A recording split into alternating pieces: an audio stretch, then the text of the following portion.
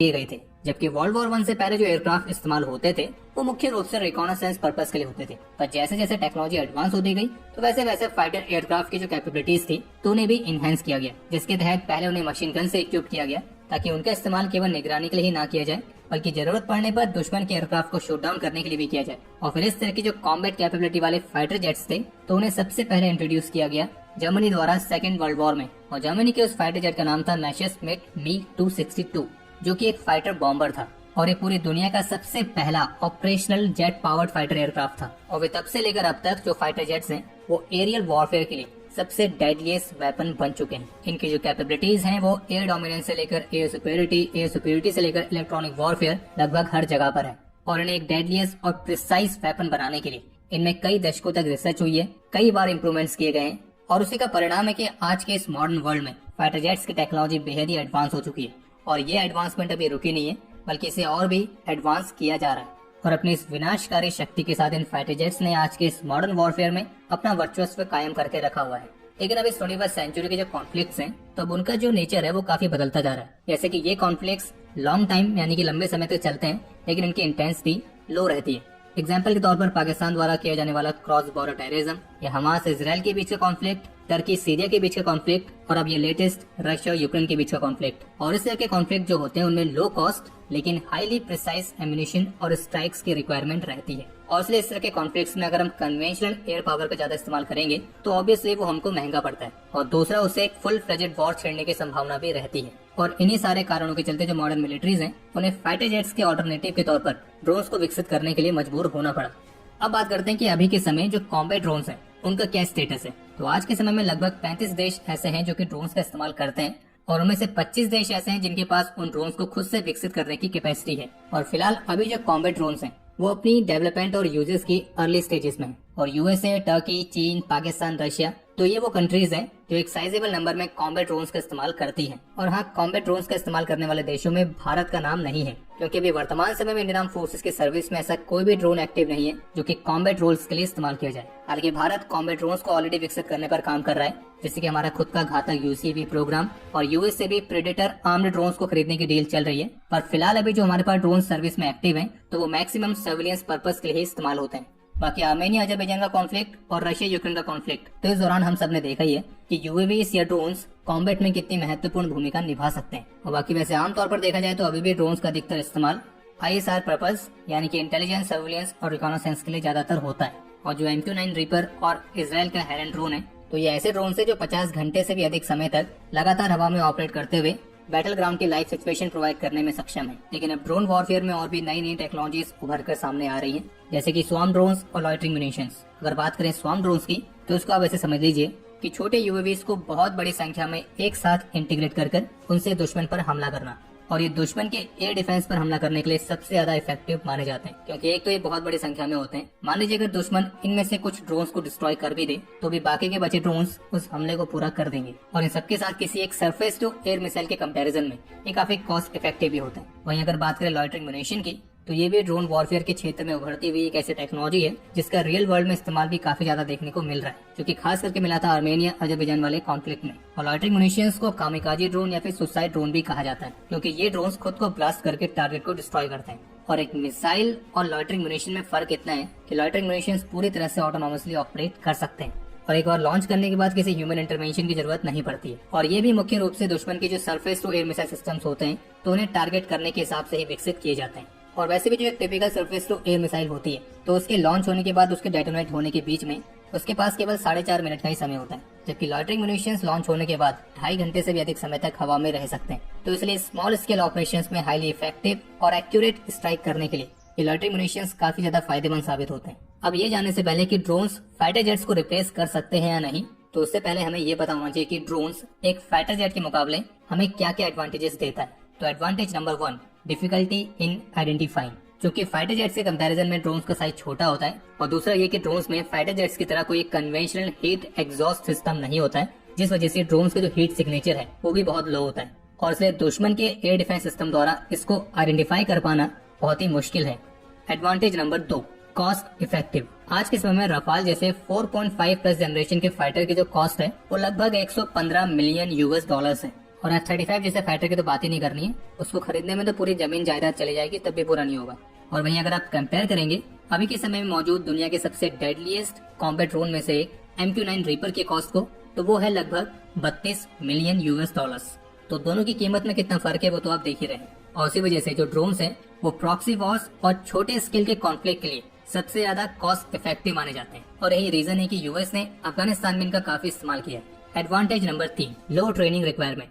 अगर हम इसके ऑपरेशनल एस्पेक्ट से देखेंगे, ड्रोन के पायलट को ट्रेन करने के लिए बहुत ही ज्यादा इंटेंसिव ट्रेनिंग की रिक्वायरमेंट नहीं होती है जितनी फाइटर जेट्स के पायलट को ट्रेन करने के लिए चाहिए होती है। और इसी वजह से वॉर सिनेरियो में डिप्लॉयमेंट के लिए ड्रोन्स काफी एफिशिएंट होते हैं। और ऊपर से फाइटर जेट्स के मुकाबले ट्रेनिंग रिक्वायरमेंट ड्रोन्स के लिए कम है, तो उससे आपकी इंफ्रास्ट्रक्चर की कॉस्ट भी अच्छी खासी बचती है। Advantage number 4, manoeuvre ability. Drones में किसी भी ओवरलोड कंस्ट्रेंट जैसी कोई भी प्रॉब्लम नहीं होती है, तो इसी वजह से काउंटर इंसर्जेंसी या फिर काउंटर टेररिज्म जैसे ऑपरेशंस को कंडक्ट करने के लिए फाइटर जेट्स के मुकाबले ये ज्यादा एजाइल और ज्यादा मैनोरेबल होते हैं। और चूंकि आप इन्हें रिमोटली काफी दूर से ऑपरेट कर रहे होते हैं, तो ऐसे में हमारे सोल्जर की जान को खतरे में डालने की संभावना भी खत्म हो जाती है। और advantage number 5, extended range of roles. आज के समय के जो ड्रोन्स है वो हाईली कस्टमाइजेबल है और वो एक नहीं बल्कि अलग अलग तरह की भूमिकाएं निभा सकते हैं। जैसे कि अगर आप एग्जांपल लेते हैं यूएस के प्रेडेटर आर्म्ड ड्रोन्स का, तो वो दुश्मन पर स्ट्राइक करने के अलावा इंटेलिजेंस, सर्विलियंस, रिकॉनेसेंस, तो इस तरह के अलग अलग रोल्स को भी परफॉर्म कर सकते हैं। इसके अलावा दुश्मन का ध्यान भटकाने के लिए आप इन ड्रोन्स को एक टारगेट डिकॉय की तरह इस्तेमाल कर सकते हैं ताकि हम दूसरी तरफ से दुश्मन पर हमला कर सकें। तो ये तो हो गए ड्रोन्स के फायदे फाइटर जेट्स के ऊपर, पर इसका मतलब ये बिल्कुल भी नहीं है कि ड्रोन्स फाइटर जेट से बेहतर है, बल्कि फाइटर जेट्स के भी अपने कुछ फायदे हैं ड्रोन्स के ऊपर। जैसे कि advantage number 1, speed and positioning. आज के समय में जो ड्रोन्स हैं वो इतने कैपेबल नहीं हुए हैं कि वो फाइटर जेट्स की सुपरसोनिक रफ्तार को मैच कर सकें। और अगर मान लीजिए किसी एयर टू एयर कॉम्बैट में ड्रोन और फाइटर जेट के बीच में कोई टक्कर होती है, तो इस बात की सबसे अधिक संभावना है कि फाइटर जेट बिना कोई नुकसान लिए उस ड्रोन को बड़ी आसानी से डिस्ट्रॉय कर देगा। और इस तरह का एक सिनेरियो दिसंबर 2002 में ऑलरेडी हो चुका है, जब एक इराक के MiG-25 ने यूएस के प्रेडेटर यूएवी को शॉट डाउन किया था। और ऐसा नहीं है कि उस समय वो जो यूएस का ड्रोन था उसमें कोई हथियार नहीं थे, बल्कि वो भी शॉर्ट रेंज की stringer air to air missile से इक्विप था। और जैसे कि हमने कहा कि फाइटर जेट्स के अपने कुछ फायदे हैं और उन फायदों को ड्रोन्स अभी तक मैच नहीं कर पाया है, तो उन्हीं में से एक फायदा यही है, स्पीड एंड पोजिशनिंग। बाकी एडवांटेज नंबर 2, पेलोड कैपेसिटी। जो बैरिस्टर TB2 या फिर MQ-9 रीपर जैसे ड्रोन्स हैं वो लगभग 150 किलोग्राम से 1800 किलोग्राम तक के लोड को कैरी कर सकते हैं। वहीं अगर आप बात करते हैं Su-30 MKI जैसे एडवांस फाइटर जेट की, तो वो अकेला ही अपने 12 हार्ड पॉइंट्स के साथ 8000 किलोग्राम तक के पेलोड को कैरी करने में सक्षम है। तो इसलिए जब भी बात आएगी टैक्टिकल और स्ट्रेटेजिक वेपन्स की, और जिसमें हम न्यूक्लियर वेपन्स की बात भी कर रहे हैं, तो फाइटर जेट्स हमेशा ही पहली चॉइस रहेंगे, क्योंकि अभी भी ड्रोन्स इतने कैपेबल नहीं है कि वो फाइटर जेट्स के जितना पेलोड कैरी कर सके, और वो भी इतनी अलग अलग वैरायटी में। Advantage number 3, less vulnerability. जो ड्रोन्स हैं वो रिमोटली ऑपरेट किए जाते हैं और सैटेलाइट कम्युनिकेशन पर निर्भर रहते हैं, लेकिन अगर इसी बीच सिग्नल्स में किसी तरह का कोई इंटरप्शन आता है या दुश्मन उनको जैम कर देता है, तो आपका पूरा ऑपरेशन ही पैरालाइज हो जाएगा। और ऐसी स्थिति में आपका जो ड्रोन है वो तो आपके सहारे ही चल रहा है, अब उसका कनेक्शन ही आपसे कट गया तो उसके मिसलीड होने के चांसेस बढ़ जाएंगे और जिससे सिविलियंस की जान को खतरा हो सकता है। और जो स्वार्म ड्रोन्स होते हैं उनके सामने इस तरह की चुनौती सबसे ज्यादा रहती है, क्योंकि एक तो वो ड्रोन्स बहुत अधिक संख्या में होते हैं, तो उनके बीच का जो इंटीग्रेशन है वो बहुत हाई लेवल का होता है।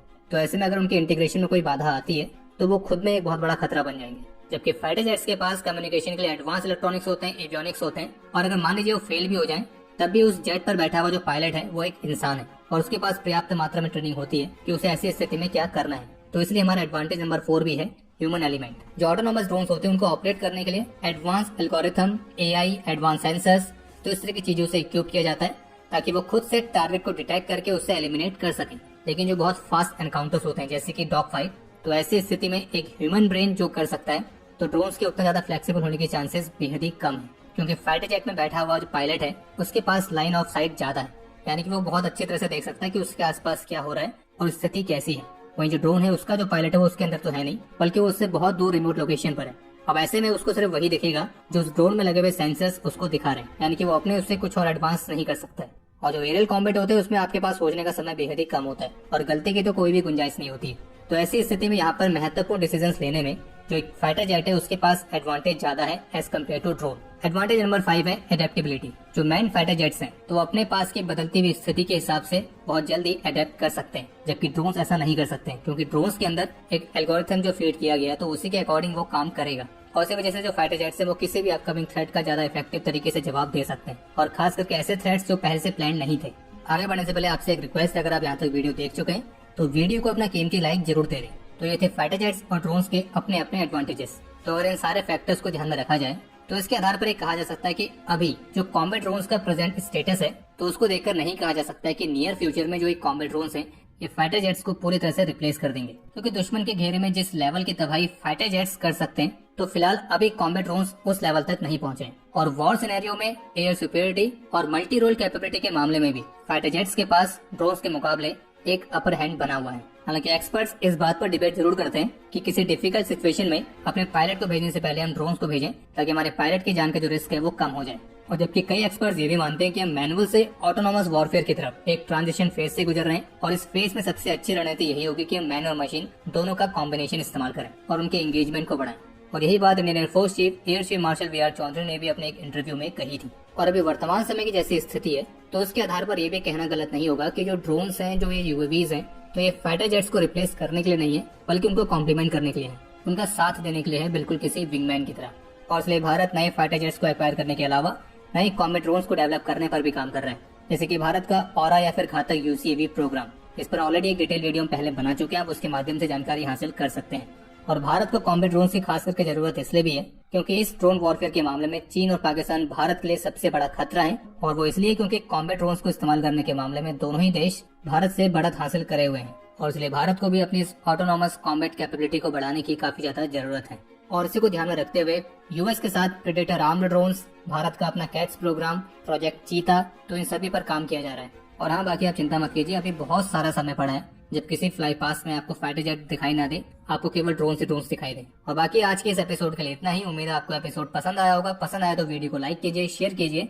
कोई भी सुझाव या सवाल हो तो उसके लिए कमेंट सेक्शन ओपन है। और अगर आपने अभी तक चैनल को सब्सक्राइब नहीं किया है तो सब्सक्राइब जरूर करें। हम जल्दी मिलेंगे एक और ऐसे इंटरेस्टिंग एपिसोड के साथ। तब तक के लिए जय हिंद, जय भारत।